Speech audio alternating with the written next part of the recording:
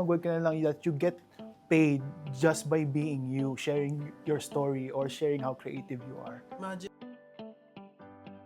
Kasi nanggaling kami sa golden age of YouTube where like YouTubers like PewDiePie, Markiplier, Jacksepticeye, doon nag-bloom yung pagiging creative namin.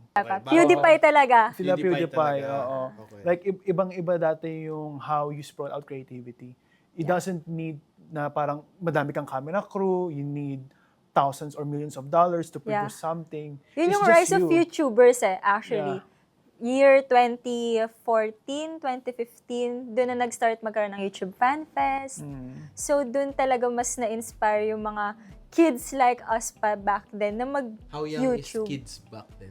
Like 14, 13. Kasi yun pa yung start ng rise of vlogging na parang kahit simple camera lang, sumisikat ka na. Parang in Philippine setting, Pam Swing, sino pa ba ang mga year 2014? Jamich! Pero ang Jamich kasi medyo na sila, hindi sila vlogging kasi short films ang Jamich and DXL. So yun yung mga, Lloyd Cadena, Si actually, Lloyd Cadena, the queen. So yun yung rise na nag-inspire talaga na, Sa our generation. Yeah. Tapos magwag ka na lang that you get paid just by being you, sharing your story or sharing how creative you are.